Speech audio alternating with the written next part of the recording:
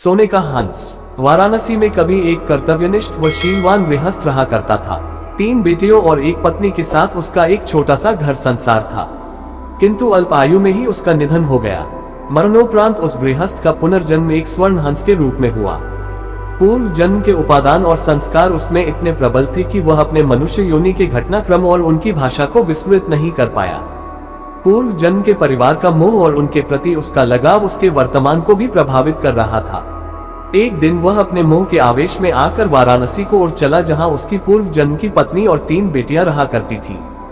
घर के मुंडेर पर पहुंचकर जब उसने अपनी पत्नी और बेटियों को देखा तो उसका मन खिन्न हो उठा, क्योंकि उसके मरणोपरांत उसके परिवार की आर्थिक दशा दयनीय हो चुकी थी। उसकी पत्नी और बेटियां अब सुंदर वस्त्रों की जगह चिथड़ों में दिख रही थी। वैभव के सारे सामान भी वहां से तिरोहित हो चुके थे।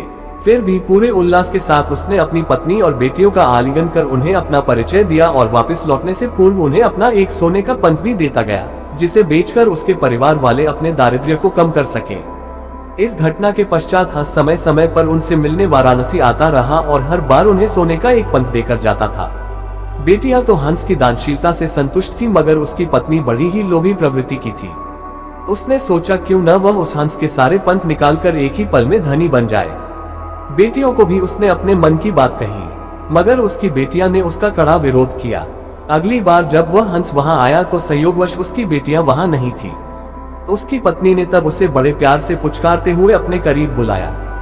नल प्रपंच के खेल से अनभिज्ञ वह हंस खुशी खुशी अपनी पत्नी के पास दौड़ता चला गया, मगर यह क्या, उसकी पत्नी ने बड़ी बेदर्दी से उसकी गर्दन पकड़ उसके सारे पंख एक ही झटके में नोच डाले और खून से लथपथ उसके शरीर को लकड़ी के एक पुराने में फेंक दिया।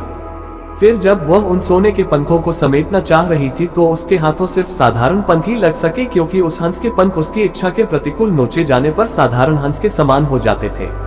बेटियां जब लौटकर घर आईं तो उन्होंने अपने पूर्व जन्म के पिता को खून से सना देखा। उसके सोने के पंख भी लुप्त थे।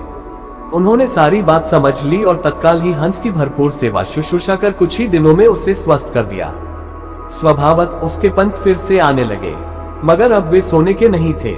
जब हंस के पंख इतने निकल गए कि वह उड़ने के लिए समर्थ हो गया, तब वह उस घर से उड़ गया और कभी भी वाराणसी में दोबारा दिखाई नहीं पड़ा।